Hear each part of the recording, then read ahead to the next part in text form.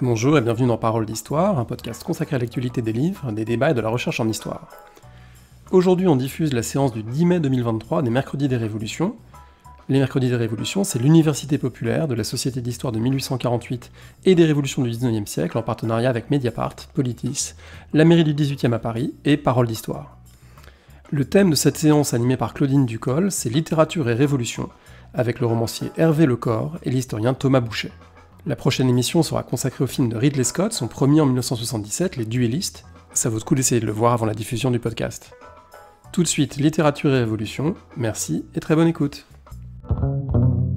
Nous allons pour une part nous focaliser sur le 19e siècle pour deux raisons principalement. La première parce que ce siècle, en France du moins, est celui des révolutions et des possibles qu'elles ouvrent. L'autre parce que ce siècle a vu aussi le triomphe d'un genre littéraire très vivace encore aujourd'hui, qui est le roman, dont Stendhal disait « c'est un miroir que l'on promène le long d'un chemin », c'est-à-dire avec cette volonté effectivement d'être le reflet de ce siècle pour le moins troublé. Pour mémoire, donc, je rappelle quelques titres. Le Rouge et le Noir, qui a pour sous-titre, Chronique de 1830. Gavroche meurt aussi sur les barricades de juin 1832 dans Les Misérables. Dans l'éducation sentimentale, Frédéric Moreau arpente un Paris en proie à la Révolution de 1848. Et le Jacques Vintras de Jules Vallès est un actif communard. Une citation aussi de Balzac qui est intéressante pour ce qui nous intéresse ce soir. La société française allait être l'historien, je ne devais être que le secrétaire. Ce qui dit bien l'ambition des romans de l'époque, d'être vraiment le reflet de ce qui se passait.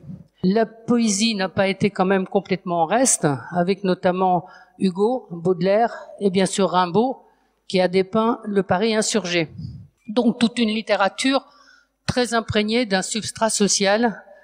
Voilà. À cette époque, l'histoire, puisqu'il faut parler du deuxième terme, l'histoire revêtait encore bien des aspects de la littérature. Ce n'est qu'à la fin du 19e siècle que l'invention de la méthode historique a éloigné l'histoire de ce qui était surtout un récit à cette époque-là. Un des historiens d'époque, un des grands historiens de l'époque, Jules Michelet, n'hésitait pas à mettre en scène les personnages. Donc ces relations entre histoire et fiction se posent à nouveau avec beaucoup d'acuité aujourd'hui. L'histoire s'intéresse désormais, au-delà de ce qui peut être les statistiques, ce qui a été quand même une grande époque de l'histoire. C'est Michel de Certeau qui parlait de l'ivresse statisticienne.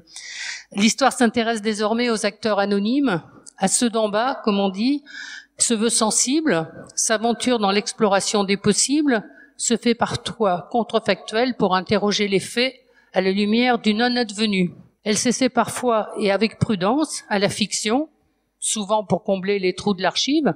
La littérature, quant à elle, s'empare de nouveau avec force des événements historiques, tant passés que présents. Et donc le débat que nous allons avoir ce soir, mais en présence Hervé Lecor, auteur de romans entre guillemets noirs, je sais pas s'il faut mettre des guillemets, on verra, c'est pas la peine, et notamment donc d'un qui nous concerne plus particulièrement, puisque c'est Dans l'ombre du brasier, qui a pour toile de fond la Commune de Paris, et aussi Thomas Bouchet, historien, auteur, entre autres, d'un livre qui s'appelle De colère et d'ennui, qui est une chronique des événements de 1832 à travers les portraits de 4 femmes.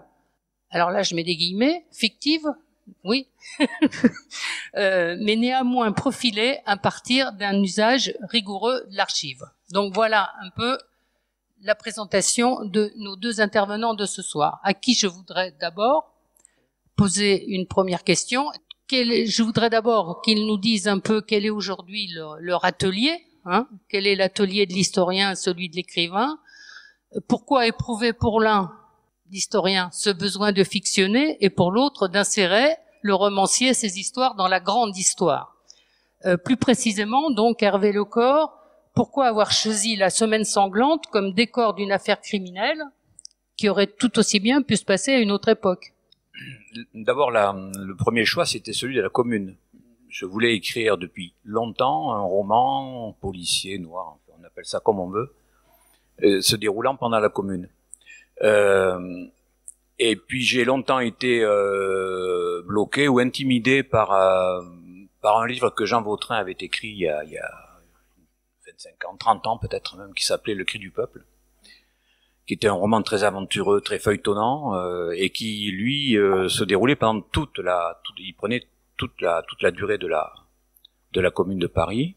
Et donc je me sentais un petit peu petit par rapport à ça, par rapport à cet auteur que j'admire toujours beaucoup. Bref, et puis bon, voilà, j'ai écrit d'autres choses entre-temps, et cette envie me courait toujours dans l'esprit. Et puis la semaine sanglante, quand j'ai voulu vraiment me mettre au travail, la semaine sanglante m'est apparue comme une évidence, parce que je mets là-dedans une intention politique. Je voulais raconter une défaite. Je voulais raconter la façon dont, face à leur défaite inévitable, puisque au début de la semaine 50, 10 jours avant la fin de la Commune de Paris, tous les acteurs savent que c'est foutu. Et cette envie politique-là m'est venue du fait de l'analyse que j'ai toujours de notre situation actuelle, à savoir un mouvement populaire, ouvrier, social, là encore on pourra jouer les adjectifs, qui commence à aligner de façon assez inquiétante les défaites. Qu'elles soient sur le plan international, ça commence, je sais pas, par rapport à ça peut commencer pendant la guerre civile espagnole, ça a commencé en Allemagne avec les spartakistes, ainsi de suite, tout un tas de défaites sanglantes. Et aujourd'hui, plus près de nous, tout un tas de défaites d'ordre social, politique, qui commencent à me poser en tout cas à moi un certain nombre de questions. Et pour compléter, pardon d'être un peu long et d'aller chercher toutes ces références-là, mais j'ai lu il y a des années un livre admirable de Daniel Ben Saïd. Daniel Ben Saïd, pour ceux qui voient pas qui c'est un des fondateurs de la Ligue communiste avec Weber et Krivine, et c'était un philosophe. J'ai envie de dire aussi un écrivain, parce que on peut faire de la littérature en faisant de l'histoire, hein. Et lui faisait de la littérature en faisant de la philosophie. Il écrivait donc des livres extrêmement beaux, superbement écrits. Et il a écrit un bouquin qui s'intitule Le Paris mélancolique. Et il faisait le bilan là aussi de ces défaites alignées, de ces défaites qui commençaient à être un peu lourdes à porter, surtout quand, comme c'était son cas, comme c'est aussi le mien, on continue malgré tout de porter l'espoir d'un monde meilleur, pour le dire bêtement. Et donc j'ai beaucoup appris en lisant ce Daniel Ben Saïd, qui me manque beaucoup en tant que penseur révolutionnaire. Voilà. Et tout ça a résulté dans l'envie de travailler sur la semaine sanglante, et de montrer comment ces personnages que j'imaginais, alors semaine sanglante qui n'est perçue que du point de vue des communards, pas du tout du point de vue versaillais. J'aurais pu, mais bon, ça m'intéressait pas du tout. Il faut choisir son côté de la barricade. Bref, et voilà. Et puis ça m'intéressait davantage. Et puis point barre, quoi. Donc là, d'où cet intérêt-là pour ces perdants magnifiques, pour ce courage, mais aussi pour essayer de mettre en scène des gens qui espèrent encore malgré tout, qui sont persuadés d'ensemencer l'avenir, y compris par leur défaite, et qui sont capables aussi d'avoir peur, de rêver, de faire des cauchemars, d'aimer, voilà. C'est ça c'est pour moi, c'est le matériau romanesque que je voulais mettre en jeu.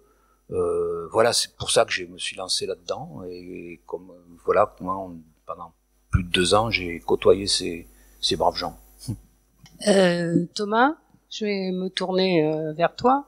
Toi, tu as donc évoqué les journées de juin 1832, qui sont quelque peu les oubliés de l'histoire, hein, et tu as souhaité les faire revivre en composant donc ces 4 portraits fictifs de femmes. D'où est venu ce besoin d'incarnation ? Bonjour à vous toutes et tous. Je suis content comme tout d'être ici. Et content comme tout aussi de parler de juin 32, qui est un petit peu une obsession chez moi quand même. Parler de cette tentative, je pense que ça suppose revenir sur une histoire beaucoup plus longue. C'est un événement assez étonnant, juin 1832. Je pense que je ne mens pas en disant qu'il a globalement disparu de la mémoire collective. C'est-à-dire que peut-être il y a une accroche générale Lamarck, peut-être il y a une accroche Cloître-Saint-Méry. Bon, pas beaucoup plus, et souvent, et c'est logique, on confond avec d'autres insurrections. Et tout ça se mélange dans un 19e siècle qui s'éloigne. 1832 a quand même une caractéristique, et c'est pour ça que la littérature, elle est présente dans mon travail depuis le début, c'est l'insurrection des Misérables. C'est ce que tu disais, Claudine, tout à l'heure. C'est un double mouvement après l'événement lui-même dont on pourrait parler, hein, dont moi j'aime parler, donc il faudra pas insister très longtemps pour que je vous dise combien il y a eu de morts, par exemple, et comment on fait pour les compter. Mais en l'occurrence, là, c'est cette espèce de revitalisation de l'événement par le biais de la littérature, par la force de la littérature, par la magie de la littérature, qui m'a sacrément intéressé. Et donc, ça, c'est ancien, hein, c'était au siècle dernier, c'était pour la thèse. Et il se trouve que pour moi, cette histoire, elle s'est pas interrompue. Elle s'est pas interrompue parce que, celles et ceux qui en font leur métier savent que on trouve toujours des trucs, en fait.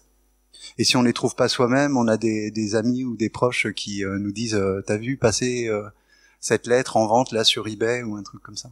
Et parmi mes amis, il y en a un qui s'appelle Michel Cordio et qui un jour m'a dit j'ai trouvé un truc pour toi, ça pourrait t'intéresser, c'est l'IA 32. Alors bien sûr mes deux oreilles se dressent et il me fait comprendre très vite que il y a de l'enjeu. Donc quand il m'a dit ça, je me suis dit il faut que j'aille chez lui.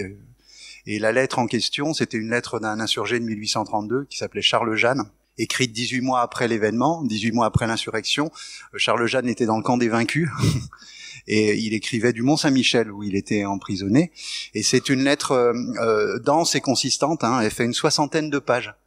Et elle est adressée à sa sœur. Mais par ricochet, je pense que Charles Jeanne voulait aussi l'adresser à la presse et puis montrer qu'il était resté le héros qu'il avait été sur les barricades de juin 32. Bon, donc juin 32 m'accompagne et dans cet événement-là, il y a un certain nombre de mystères, où il y a un certain nombre de points aveugles que j'avais vraiment envie d'explorer. Je savais pas comment faire. Parmi ces points aveugles, j'en cite un parce que ça explique des éléments peut-être de ce que j'ai tenté. Parmi les procès de l'événement, il y a celui de Louise Bretagne. Louise Bretagne, qui était complètement inconnue de moi, que j'ai vu apparaître dans les sources à l'occasion du procès qui est intenté contre elle. Et bon, c'est lourd, hein, l'accusation à laquelle elle doit répondre, puisque elle a parcouru le 5 juin 32 les rues de l'île de la Cité avec un pavé à la main, et elle frappait avec le pavé aux portes cochères pour que les portes lui soient ouvertes. Donc voilà, elle est accusée d'être chef de bande. Et bon, ça va... c'est payé très cher, ça, en général. Donc, il est question d'elle dans le compte-rendu du procès. On entend très vaguement sa voix, mais c'est une voix rapportée, donc on ne sait pas trop si c'est effectivement ce qu'elle a dit. Bon, elle part en prison, elle va à Saint-Lazare, elle y reste 5 ans probablement. Je crois la voir réapparaître en 1848, mais sans certitude. Je suis pas sûr que c'est la même. Et j'avais un sentiment de frustration. Je me disais que l'événement, il était fait et t'avais insisté sur cet aspect-là, sur des actrices et des acteurs, et elle faisait partie des actrices et des acteurs de l'événement, encore moins connus que les autres. Et j'ai eu envie d'aller un peu plus loin, c'est-à-dire par un dispositif qui est assez élémentaire et assez laborieux, hein, que sa voix soit audible. Et donc elle apparaît dans ce petit bouquin-là, à la fois face à la police, face aux juges, face aux médecins, parce que voilà, il est question aussi de médecine dans ces affaires-là. Louise Bretagne connaît non seulement l'insurrection, mais aussi le choléra en 1832. Donc voilà. Et puis j'essaie d'imaginer un dialogue dont je ne connais que ses paroles à elle.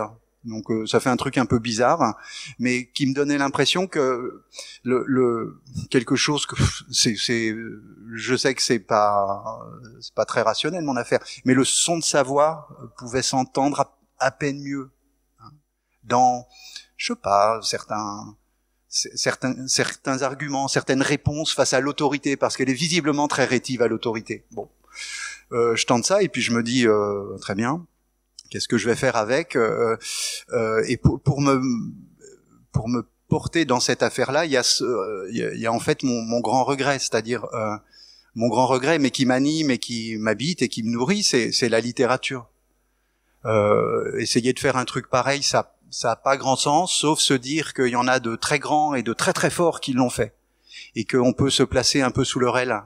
Et essayer de retravailler cette catégorie de l'individu en action ou en mouvement, avec comme horizon les mots de la littérature. Et ce texte-là, en fait, j'aurais jamais osé l'écrire si j'avais pas lu, relu sans cesse des textes pour moi majeurs. Tu parlais des Misérables, tu parlais également de Stendhal tout à l'heure, et puis, même si ça n'a pas grand-chose à voir en apparence, l'œuvre de Virginia Woolf.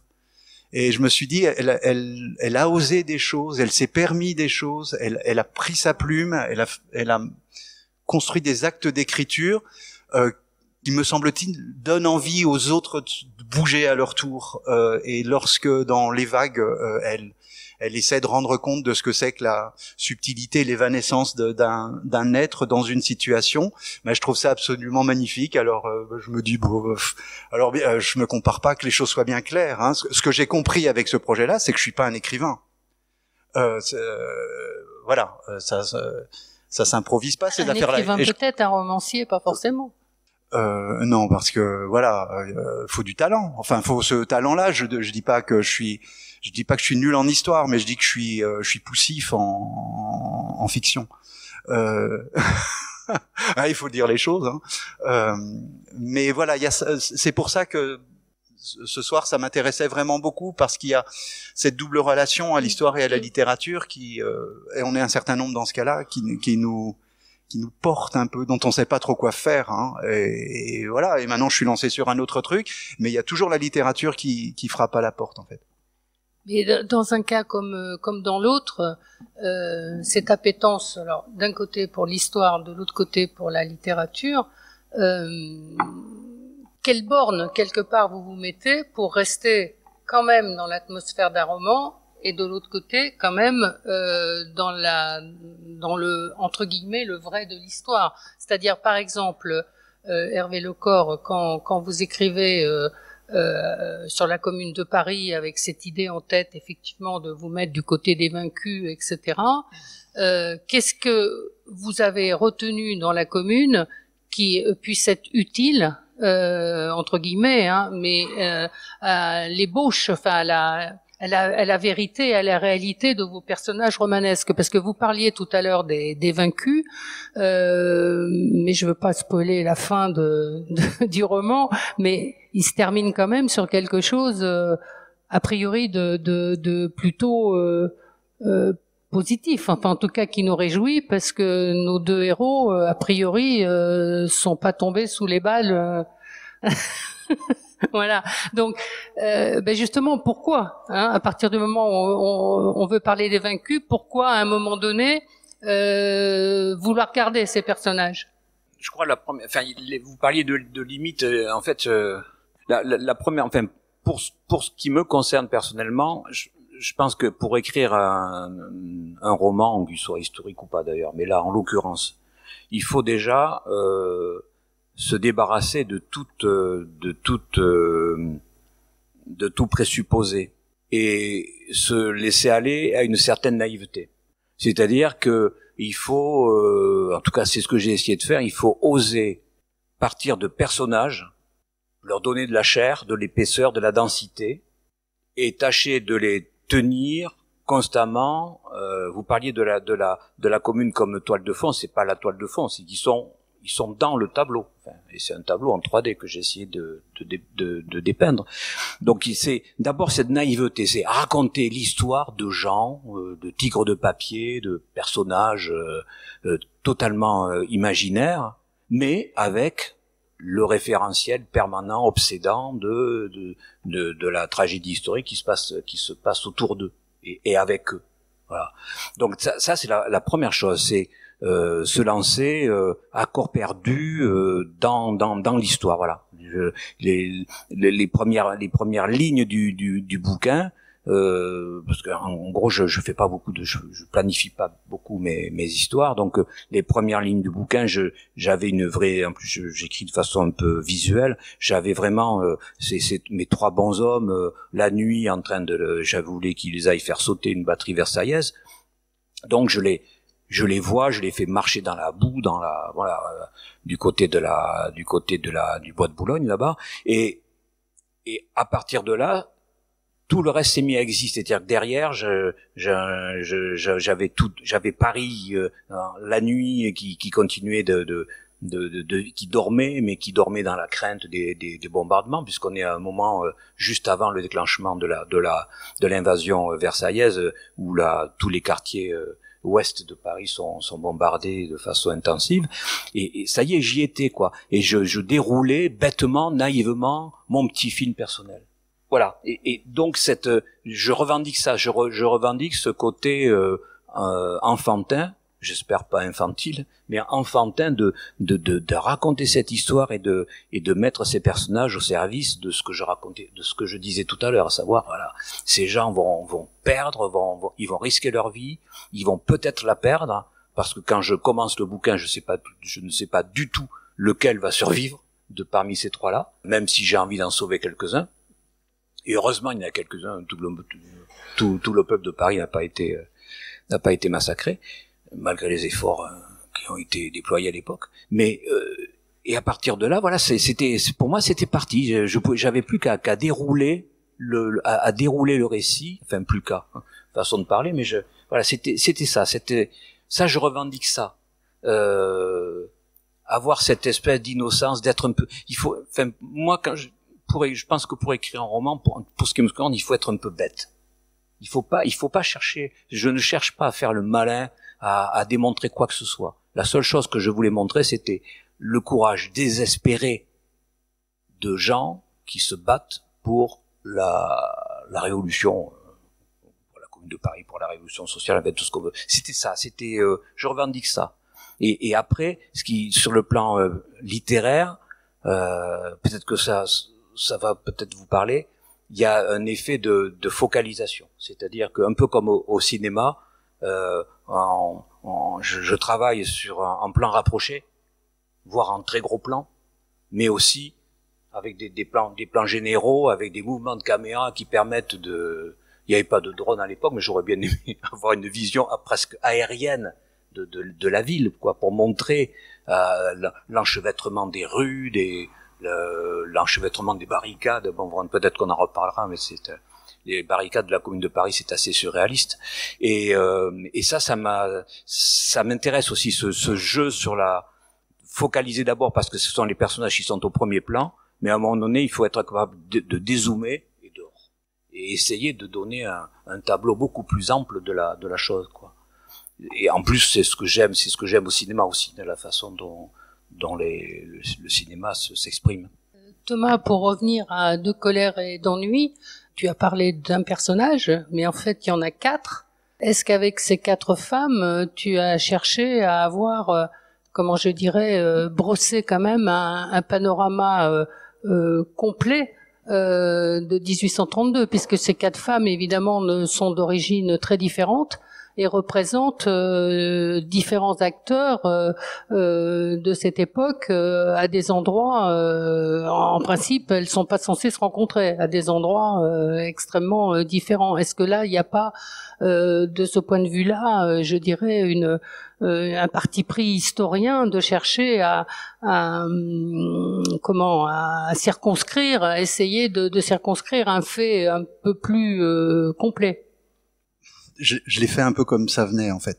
C'est-à-dire que j'ai pas eu l'ambition de dire 1832, même si j'ai essayé de diversifier les approches, les focales, les figures, les voix. Non, l'idée ou le projet, c'était de tenir deux propositions en même temps, continuer à faire de l'histoire, parce que décidément j'aime bien ça, et ça me motive, et utiliser les outils que les historiennes et les historiens peaufinent et retravaillent sans cesse. Les outils que tu as utilisés là. Oh, mais c'est tout classique, c'est-à-dire aller aux sources, croiser les sources, faire attention au contexte dans lesquels chacun des éclats de cette année 1832 s'inscrit.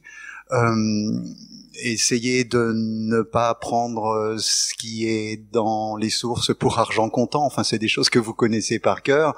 Savoir que tout ça, ce sont des effets de situation.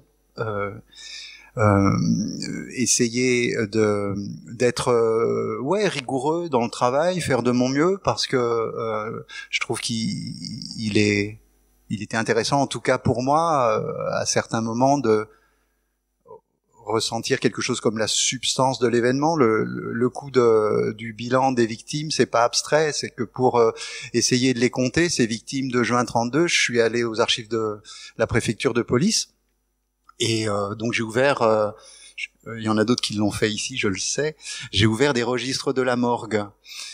Et les registres de la morgue, je vous les conseille, si vous savez pas quoi faire la semaine prochaine.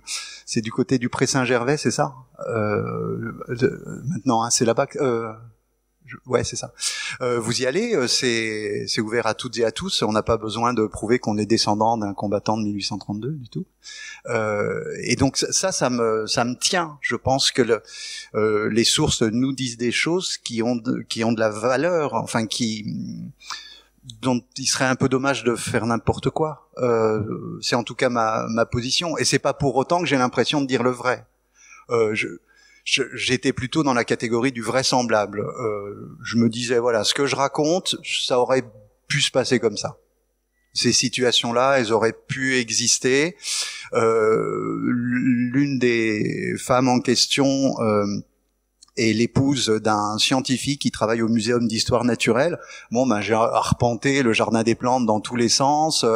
Je suis monté au labyrinthe. Vous connaissez le petit labyrinthe avec le belvédère? Ça vaut vraiment la peine. Voilà. Et puis je me suis dit, peut-être elle y est montée parce que c'était tout près de l'endroit où elle demeurait. Donc, je lui ai proposé de monter. Elle m'a dit OK. Et elle passe du temps à rêvasser là-haut, et puis à observer justement un peu comme un oiseau ou un hibou, comme dirait Hugo, la grande ville à ses pieds. Donc pas l'objectif de dire 1832, je sais que c'est sans espoir, hein. Peut-être essayer d'en suggérer des petits bouts, sources à l'appui. Mais en 2 minutes, c'est un problème complètement récurrent. Je suis sur un autre projet maintenant d'ordre biographique, et je me rends compte, ça fait un moment que je travaille là-dessus, que je suis dans un double vertige. D'abord, celui que je décrivais tout à l'heure, c'est-à-dire que quand on cherche, c'est incroyable tout ce qui sort. Enfin, ces 2 personnes que j'essaie de co-biographier, disons, ont laissé des traces. Et à certains endroits très attendus, et à certains endroits très inhabituels. Et puis maintenant, dès que y a un texte signé d'elle ou de lui dans la presse, il suffit d'activer les espèces de machines infernales dont nous disposons pour trouver les occurrences. Enfin, le journal des débats, par exemple, est en ligne, et vous pouvez chercher sur toute l'histoire du journal des débats si telle ou telle des personnes qui vous intéressent à un titre ou à un autre y figure. Donc, il y a le vertige du trop de temps en temps. Je sais pas où ça va s'arrêter, cette affaire-là. Enfin, si, j'ai dit que j'arrêtais, mais c'est moi qui ai dit que j'arrêtais. Parce que ça pourrait continuer, encore très très longtemps. Et puis le vertige du peu. Enfin, on est peut-être en train de quitter les révolutions. C'est pas gênant? Ok.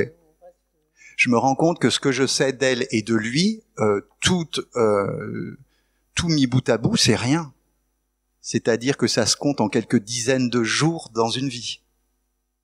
Avec des moments forts, le moment début de la monarchie de Juillet, et puis le moment 1848. Et là, je retombe un peu sur mes pattes, mais son rapport à elle et son rapport à lui à 1848 sont des rapports très paradoxaux. C'est-à-dire que ils sont marqués par l'absence. Elle et lui sont socialistes. Elle et lui, je le suppose, j'en suis même sûr pour elle, mais lui reste complètement silencieux dans les sources, en tout cas, sont touchés par ce qui se joue en février 48 et par la Révolution. Mais de ce que sont leurs existences respectives les 22, 23, 24 février 48, je ne sais strictement rien. Donc c'est un côté complètement dérisoire en même temps. Et la littérature, elle nous aide à vivre avec ça, ou à l'assumer. Il me semble que certaines des représentations des révolutions les plus éblouissantes qui soient disent tout autant le manque ou l'incapacité de dire que l'événement qui serait plein, homogène et discernable et analysable. Mais la littérature, peut-être Hervé Lecor, vous pouvez rebondir là-dessus, a quand même, d'un certain point de vue, plus de liberté par rapport à ce que dit Thomas, parce que on voit bien que quand même pour l'historien, il y a des même si l'imagination est en jeu, et puis on parlera tout à l'heure de cette rencontre où la littérature s'est invitée, comme tu dis, il y a quand même enfin tu pourras peut-être nous en dire plus là-dessus, mais il y a quand même des moments où l'historien de toute façon va continuer à aller au maximum dans les archives, je suppose. Par contre, en littérature, il y a une plus grande liberté. Je pense que effectivement, faut être exact quand on parle de la commune le plus possible, mais que les personnages, peuvent vivre leur histoire peut-être d'une manière plus libre qu'en histoire. Oui, mais dans ce que dit Thomas, moi ça me trouble et ça m'intéresse parce que finalement, vous à partir de ces personnes, vous avez fabriqué des personnages. C'est-à-dire que dans ce que vous disiez tout à l'instant, j'avais l'impression que ces personnages sortaient de l'espèce d'anonymat, de néant historique dans lequel ils étaient, et dont vous avez retrouvé la trace dans la documentation. Et petit à petit, j'avais l'impression que vous les façonniez, que vous les avez façonnés, que vous leur avez donné une densité qui leur manquait, que ce sont plus des fantômes, ça devient, vous leur redonnez une vie. Et moi, je trouve ça intéressant parce que ça, avec d'autres outils, finalement, vous faites un petit peu ce que moi j'essaye de faire de mon côté, c'est-à-dire que j'ai pas de personnage au départ, je connais pas ces personnes, donc je les invente de toutes pièces, mais ils ne tiendront debout que en s'implantant, en s'enracinant dans le moment historique où je les fais évoluer. Et effectivement, du coup, ma liberté, elle est dans je leur donne le passé que je veux, je leur donne le futur, le destin dont j'ai envie de les accabler éventuellement, les pauvres. Mais finalement, au bout du compte, on a des êtres qui se mettent à exister avec des techniques différentes, c'est drôle parce qu'en vous écoutant, je pensais à comparaison n'est pas raison, mais Ludivine Bantigny a écrit un bouquin sur la commune de Paris, ça s'appelle La commune au présent, lettre du passé ou quelque chose comme ça. Et elle s'est mise à écrire des lettres à des femmes et des hommes de la commune de Paris. Et elle établit une espèce de correspondance à travers les décennies comme ça. Et tout d'un coup, ces personnes qui ont existé, dont elle a bien sûr la trace historique, tout d'un coup, elle leur donne, là encore, par l'écriture, comme vous, par l'écriture, par cette recréation, qui est une recréation de fait littéraire, elle leur redonne tout d'un coup cette présence, j'allais dire presque cette dignité historique qu'on a essayé qu'on leur a dénié, peut-être en les laissant dans leur défaite ou dans l'anonymat qui les a recouverts. Pour ça que moi oui, la liberté, oui, c'est surtout pour ça que j'aime écrire des romans. C'est cette espèce de liberté, j'allais dire un peu naïve, un peu voilà. Je joue aussi. Je sais que c'est un jeu un peu sérieux, mais je joue en même temps. C'est pas. Je pense que j'ai pas lu votre bouquin, pardon, mais je pense que d'après ce que je vous entendais dire, j'avais l'impression que mine de rien, vous avez franchi une frontière entre votre travail scientifique d'historien et un essai littéraire, une tentative littéraire. Je sais pas si je dis des bêtises, mais un tout petit truc, mais c'est aussi une question que j'ai envie de vous adresser en fait. Est-ce que même dans le travail des historiennes, des historiens, il n'est pas fatal qu'on construise des personnages? Enfin, ça, je sais pas. Par le choix qu'on effectue à l'intérieur du corpus de sources qui est le nôtre, par un certain nombre de découpages qui ont leur part d'arbitraire, qui peuvent se justifier jusqu'à un certain point, mais qui renvoient aussi à des choix d'autorité de la part de l'historienne, de l'historien, même si sa rigueur est extrême par ailleurs. Est-ce que lorsque... Je sais pas, moi j'aimerais bien en discuter. Claude Lattaque, un grand historien qui a travaillé sur le 19e siècle, a fait des biographies. La biographie de Martin Bernard, par exemple. Il est d'une rigueur éblouissante, Claude Lattaque. Mais est-ce que ce Martin Bernard, qui a été une figure importante de la contestation politique et sociale du 19e siècle, et qui a été un acteur de 48, par exemple, est-ce que ce Martin Bernard de Claude Lattaque, c'est pas déjà un personnage, malgré toutes les précautions qu'il a prises? Est-ce qu'on n'est pas, qu'on le veuille ou non, même si on se harnache, on se caparaçonne de sources, est-ce qu'on n'est pas aussi un peu des créatrices et créateurs de petites fictions? Enfin, j'en sais rien. Je dis ça parce que le travail de la biographie, par exemple, il est troublant à ce titre-là, parce que il n'y a pas de biographie de la même personne qui se ressemble. Ou bien, enfin, ça se clone pas, un travail biographique, même chez un historien, une historienne qui fait de son mieux et de la manière la plus rigoureuse possible. Mais c'est plutôt une proposition. J'aimerais bien vos avis là-dessus, peut-être. Je pense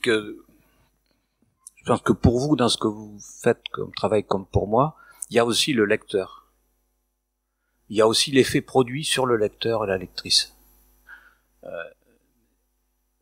D'abord, quelqu'un qui lit une biographie, qu'est-ce qu'il attend de cette biographie au juste?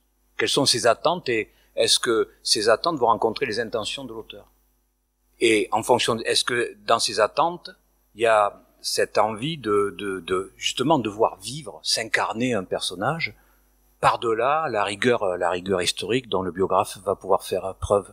Pour un romancier, je crois que la question est la même. Un lecteur qui va prendre un bouquin qui se passe pendant la Commune de Paris, qu'est-ce qu'il attend au juste? Est-ce qu'il attend d'apprendre des choses sur la Commune de Paris?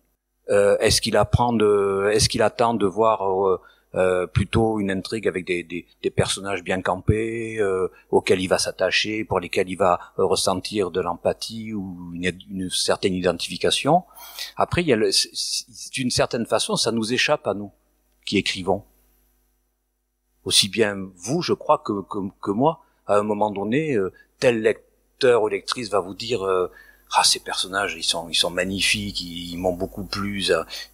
D'autres pourront peut-être vous dire, j'espère que vous aurez, franchement, c'est pas très sérieux. Mais à la limite, tant pis, tant mieux. Mais voilà, il y a la question du lecteur. Que cherche un lecteur quand il lit un ouvrage historique ou un roman qui se dit historique? Et là, du coup, on peut avoir des effets complètement pervers et inverses aussi. On pourrait poser la question, effectivement, que cherche un lecteur qui lit des romans, qui lit des livres d'histoire aujourd'hui.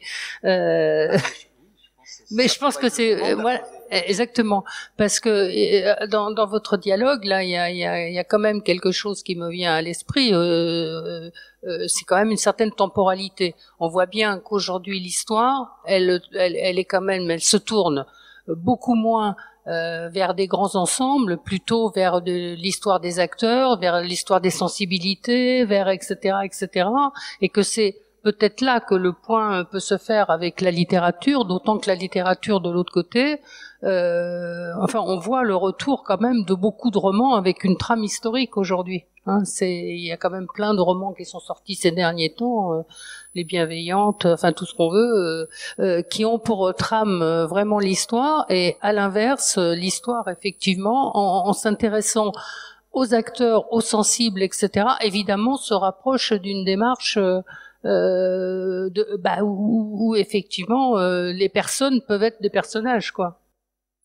Et tu voulais parler, Thomas, aussi, avant qu'on passe la parole, d'une expérience que tu as vécue à Lausanne, d'une rencontre d'histoire où la littérature est venue. Et comment qu'est-ce qui s'est passé? Ce n'est pas resté uniquement une rencontre d'historiens. Non. Ou si c'est une rencontre d'historiens, il a été question de la littérature. Voilà, mais on est dans des espèces d'entre-deux, en fait, dans la discussion qu'on a. Moi, je suis très attentif et curieux de votre manière de vous y prendre. Il y a des points me semble-t-il, des points de contact forts. On l'aurait pas forcément parié au départ. Oui, mais cette petite histoire-là, c'est celle qui m'est venue en tête assez vite lorsqu'on a commencé à dialoguer, et elle ne renvoie pas qu'à moi, loin de là. Je vous la fais rapide. Et puis, si tu veux, Karine aussi, tu t'hésites pas à intervenir. Pourquoi Karine? Parce que il y a quelques mois, on a eu le projet avec Karine et puis une autre chercheuse qui est doctorante qui s'appelle Tatiana Fauconnet, qui travaille sur 1848, d'organiser une rencontre centrée sur ce qu'on a appelé les sentiers de la biographie en 1848, sur la manière dont les individus ou les individus formant groupe vivent 1848, de quelle manière 1848 intervient sur leur parcours d'existence, de quelle manière 1848 remobilise des expériences plus anciennes, débouche sur des constructions politico-sociales qui se prolongent très très tard dans le 19e siècle et même au-delà. Jusqu'ici, ça ressemble à... Non, je tiens à dire qu'on était trois parce que c'était vraiment la dynamique de départ. Et en étant trois, avec des sensibilités vraiment différentes, même si on fait de l'histoire toutes et tous les trois, on s'est rendu compte que dans ce travail qui était un travail assez classique, Emmanuel aussi, d'ailleurs, tu y as participé. T'es venu et t'es même intervenu sur ces questions-là. On s'est rendu compte que la littérature est pointée le bout de son nez très très souvent parce que il y avait derrière ça, on y revient, on pourrait décrire d'autres paysages que le paysage biographique, hein. Je pense que l'histoire elle continue d'être très active dans plein de domaines, y compris les domaines dits classiques et qui sont super précieux aussi, mais comme on avait choisi l'angle biographique, toi, Tatiana ou moi, on s'est retrouvés avec des stimulations littéraires très très fortes. Toi, Karine, tu as eu des idées qui te sont venues en tête et d'après toi, ça nourrissait notre projet. Moi, j'avais une espèce de petite musique comme ça qui me revenait tout le temps. On a toutes et tous, je suppose, des phrases qui sont des sortes de viatiques. Enfin, j'en sais rien. Moi, j'en ai une. C'est de mémoire, donc ça va être probablement raté. C'est dans les essais de Montaigne, et Montaigne, fait la proposition suivante à un moment de son texte. Nous sommes tous faits de lopins, de petits morceaux, d'accord, et d'une contexture si informe que chaque moment en nous fait son jeu. Et la suite, je m'en suis toujours pas remis. Et il y a autant de différences de nous à nous-mêmes que de nous à autrui. Et lorsque on essaie de prendre au sérieux ce travail de Montaigne, qui est en particulier un travail littéraire, on se retrouve face à une sorte de pulvérisation possible de la biographie, et on s'est dit c'est pas abstrait. Est-ce que ça se vit, est-ce que ça s'expérimente à hauteur d'individu dans ce moment qui est un moment qui nous passionne complètement, qui est le moment 48. C'est aussi la question des limites disciplinaires en fait qui nous préoccupe pas mal. Pour imaginer ce 1848 là, on s'est dit que ce serait bien, même si on s'aime beaucoup entre historiennes et historiens, il n'y a pas de problème avec ça. Il y avait toutes sortes d'historiens. Et des historiens qui n'avaient pas honte d'aimer la littérature, par exemple. Mais les historiens n'ont jamais honte d'aimer la littérature, sauf que c'est pas forcément dans les habitudes initiales. C'est-à-dire que peut-être on met de côté ce type de dynamique où le lien entre histoire et littérature, historiquement, ça n'a pas été un lien de parfait amour quand même. Il y a eu des partages disciplinaires, il y a eu des hostilités très fortes, il y a des débats du genre de qui, de toi ou de moi dit le mieux le réel. Et ça peut conduire à des formes d'indifférence ou d'hostilité mutuelle. Et nous, on s'est dit non. Tatiana, elle a beaucoup pensé à Giono, Tatiana Fauconnet, la troisième membre du trio. Un Giono qui, pour nous, était pas du tout prévu au programme.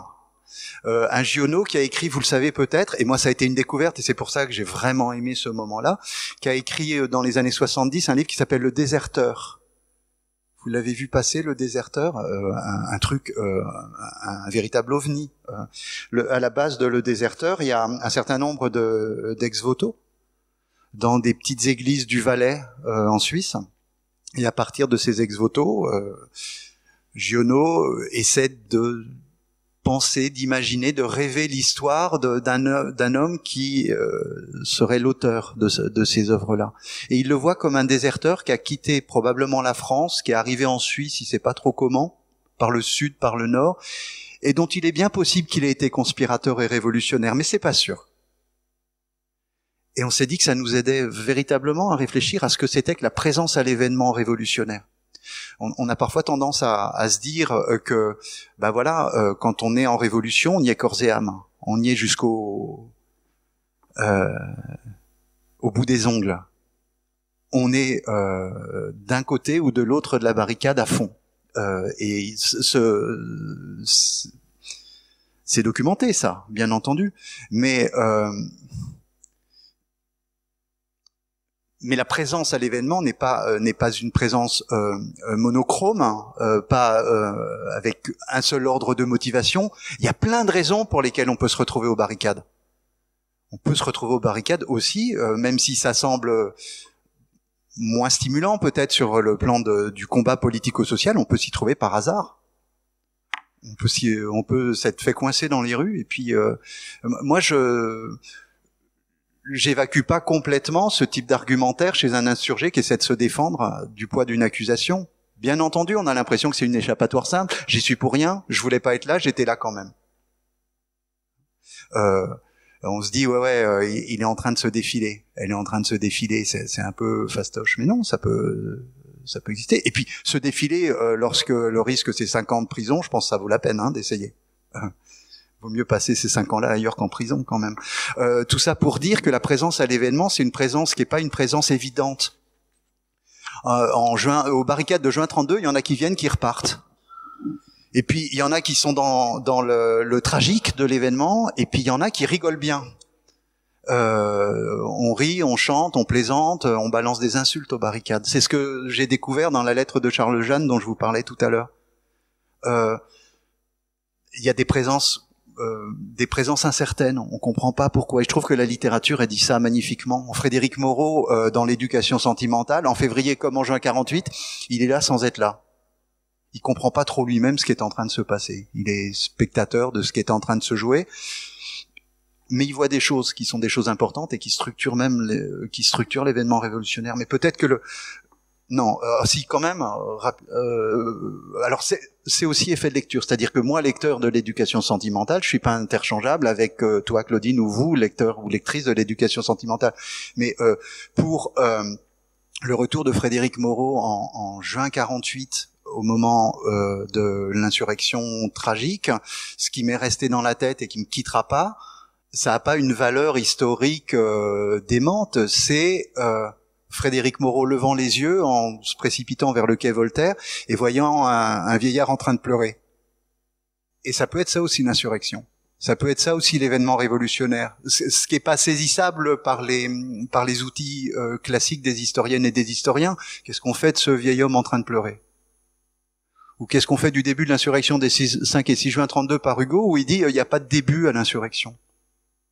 Il n'y a pas un point de départ, il dit il y en a 3. Mais s'il y a 3 points de départ, il n'y a pas de point de départ. Et on entre dans quelque chose de beaucoup plus incertain, de beaucoup plus intangible. Et je pense que la littérature, elle a aussi cette extraordinaire capacité de briser les évidences. Enfin, j'en sais rien. Je suis peut-être parti un peu dans le décor, là, non? Ça vous fait réagir? Non, par rapport aux évidences. Enfin, c'est compliqué parce que l'expérience que j'ai eue quand j'ai présenté ce livre à des lecteurs, dans des librairies et trucs comme ça, c'était que, alors que je suis pas historien, j'ai pas les techniques, je me suis renseigné un petit peu quand même, j'ai un peu de j'avais un peu lu et j'avais un peu de documentation, mais je me retrouvais face à des gens pour qui la commune était un moment important de l'histoire de France, de l'histoire du mouvement ouvrier, qui avait aussi des motivations politiques à avoir de la sympathie pour ce mouvement, pour ce qu'il a engendré plus tard dans le mouvement ouvrier, du côté aussi bien des marxistes que des libertaires, enfin bref, passons. Et puis, ceux qui avaient lu le bouquin étaient étonnés par, à mon corps défendant, par la complexité des situations que je décrivais. Ah bon, c'était comme ça la Commune de Paris? Ah bon, il y avait ces tensions entre le commandement militaire et le comité central de la garde nationale et la commune elle-même, entre les décisions politiques qui étaient prises et l'incapacité militaire. Ah bon, c'était comme ça? Bah, oui, enfin, de ce que j'ai lu, j'y étais pas, mais de ce que j'ai lu, oui, c'était un peu le bordel quand même.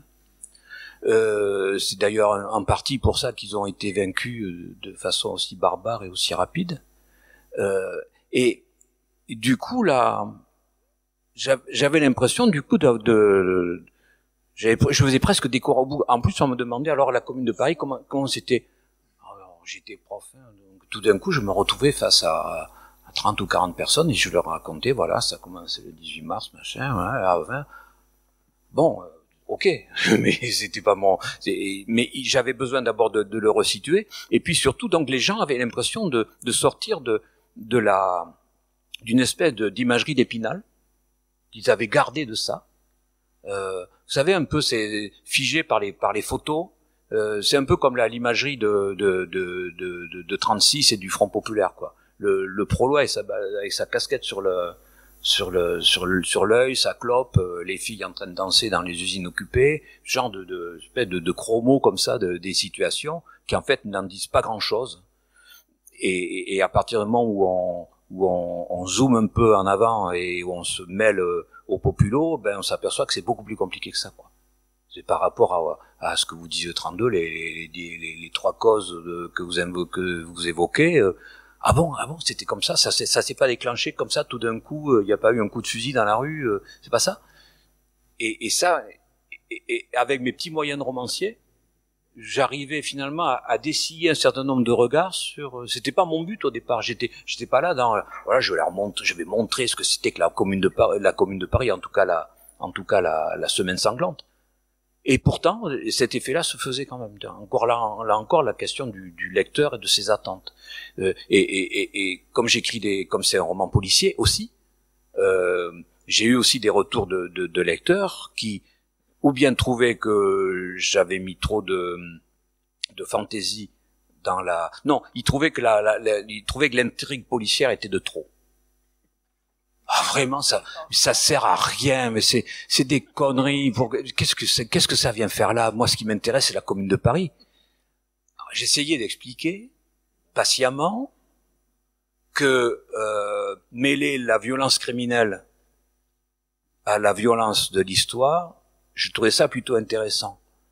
Si tu as un récit dans un moment où les personnes et les personnages sont enjoints de choisir leur camp, de prendre des décisions qu'ils n'auraient jamais prises en période normale, c'est aussi intéressant pour un romancier, parce que tout d'un coup, on pousse les personnages à l'action Et si on les retient dans l'action, si on les entrave dans leur indécision, là du coup ça c'est intéressant sur le plan du récit parce que du coup ça provoque d'autres tragédies, d'autres conséquences, bon, etc. Et je disais que j'avais besoin moi de ce fil rouge policier justement pour faire courir mes personnages qui en plus se déplacent beaucoup dans Paris pour des raisons, parce qu'ils ont peur, parce qu'ils combattent et parce qu'il y en a aussi quelques-uns, il y en a un en particulier qui mène une enquête, qui cherche quelqu'un. Et ça c'était drôle, ça, on s'en fout des histoires d'autres disaient non, ça va bien. Mais voilà. Je leur dis, vous avez remarqué peut-être que l'héroïne de l'intrigue policière, c'est quand même une femme. Ah ouais, oui, parce que l'Union des femmes pour la défense de Paris, pendant la Commune de Paris, c'est la première organisation féministe, entièrement féminine, exclusivement féminine, qui soit née. Donc c'est une nouveauté. Ah ouais. Mais j'étais obligé de, c'est chiant parce que j'étais obligé de faire une espèce de pédagogie de mon propre bouquin, de justifier là. Ça va, si vous l'aimez ou pas, foutez-moi la paix. Mais donc c'était assez drôle. Mais donc on revenait à ces histoires de vraisemblance, d'un rapport plus ou moins tremblant à la réalité, quoi. Derrière dans ce roman, tout est faux puisque j'ai tout inventé. Mais tout est vrai parce que comme j'ai j'ai adopté un plan chronologique, hein, jour après jour, j'ai regardé de très très près quel était le film des événements pendant toutes ces journées de la semaine sanglante. Donc c'est vrai. Après j'invente, j'ai des personnages qui boivent un coup à la terrasse d'un café. Ce café n'existe pas, ne le cherchez pas.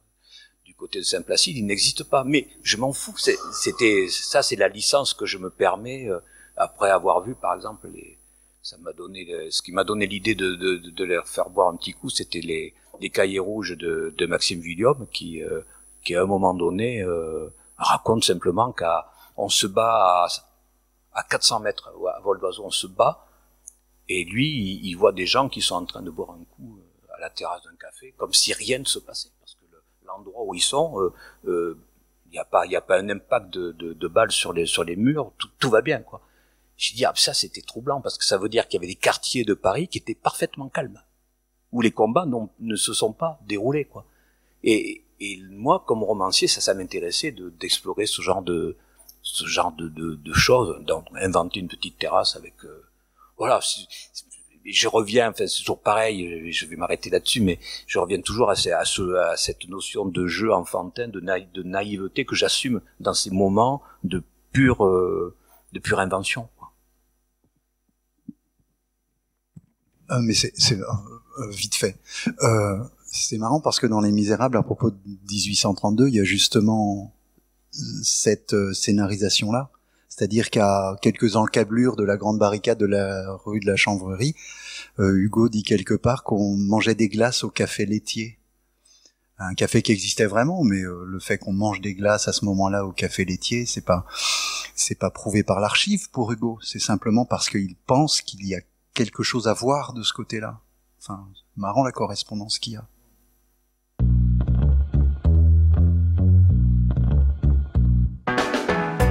Merci de nous avoir écoutés. Rendez-vous sur le site www.paroledhistoire.fr pour toutes les informations sur le podcast, pour vous abonner, écouter ou télécharger les autres émissions.